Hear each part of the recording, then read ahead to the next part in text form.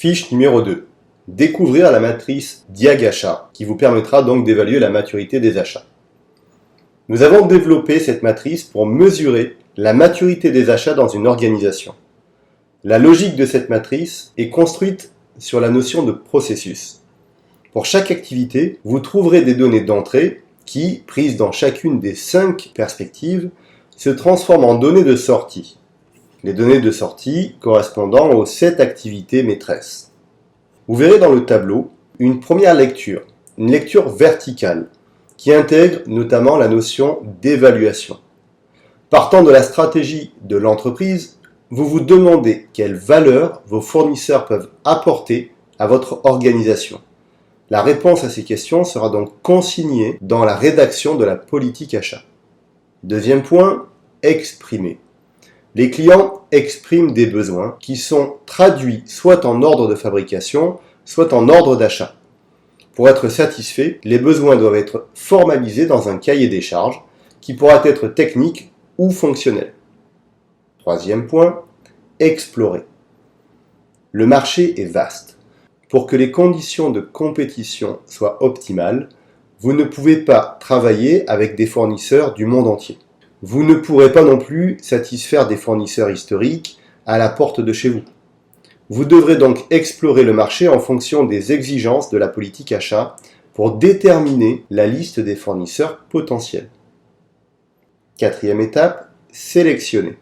Cette liste des fournisseurs potentiels est encore trop longue pour mener à bien des vrais achats. Il faut que vous la passiez au filtre du processus de sélection, que l'on appelle le RFX. Donc la demande d'information, RFI, la demande de proposition fonctionnelle, RFP, et la demande tarifaire, RFQ.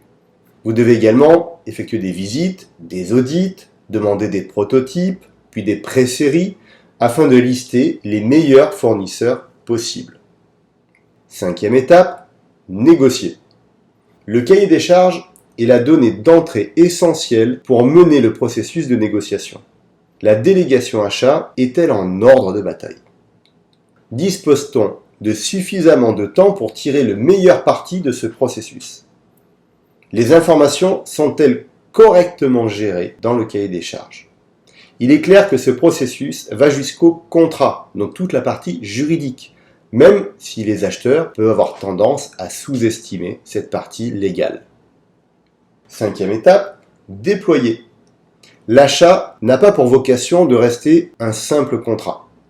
Il va devoir se déployer de manière concrète dans votre organisation. C'est-à-dire que le demandeur interne va recevoir le produit ou le service et devra contrôler que la réception correspond bien au cahier des charges communiqué au fournisseur. Septième étape, mesurer.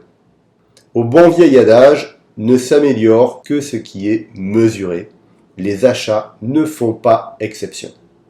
Nombreuses sont les données à traiter pour créer un tableau de bord simple et efficace. Heureusement, les nouvelles technologies de l'information, les solutions e-achat, apportent désormais des outils qui permettent de compiler rapidement toutes ces informations de masse pour vous donner des indicateurs en quasi temps réel. Sur cette matrice Diag-Achat, vous avez également une lecture horizontale. Nous avons retenu 5 perspectives transversales à des activités maîtresses. Chaque perspective s'inscrit donc dans un objectif d'excellence. Première perspective, les produits-services.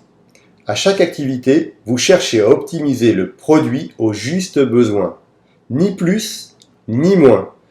Le service n'est pas oublié, il est donc à étudier avec beaucoup d'exigence. Deuxième perspective, les euros, c'est-à-dire le budget. Il n'est aucune activité des achats qui puisse passer au travers de cette préoccupation. Les coûts sont optimisés dès la première expression des besoins, cela va de soi. Les prix sont une composante des coûts, mais pas la seule, loin de là. Nous devons développer ce point dans cet ouvrage. Nous avons considéré les risques dans cette perspective de budget, de prix, car ce n'est pas de l'argent dépensé a priori, c'est une dépense future. Dans un monde qui accélère, anticiper l'avenir est le plus important pour les acheteurs et du coup pour le chef d'entreprise. Troisième perspective, les délégations. Vous n'achetez pas seul sur une île déserte. Vous devez comprendre les enjeux, les intérêts de chaque partie prenante, et cela fait de vous une compétence clé pour évaluer dans le processus achat quel niveau de délégation et quel intérêt vous devez animer. Quatrième perspective, le temps. La maîtrise du temps n'est pas optionnelle. Vous ne pouvez pas à la fois vouloir crédibiliser votre fonction et subir le temps qui passe, c'est-à-dire agir en mode pompier par exemple. Êtes-vous sûr de consacrer le temps qu'il faut au sujet qui le mérite? N'êtes-vous pas empoisonné par une montagne de petites tâches chronophages qui vous font perdre le fil de votre stratégie achat? Et cinquième perspective, les informations. Savoir recouper, collecter l'information, savoir la stocker, savoir la diffuser avec parcimonie et à bon escient, vous demandera une profonde réflexion. Vous n'avez pourtant pas le choix si vous avez admis qu'au-delà du simple prix, vous êtes attendu aussi pour créer de la valeur dans votre entreprise. Vous avez là une mine inépuisable à valoriser que sont les données achats.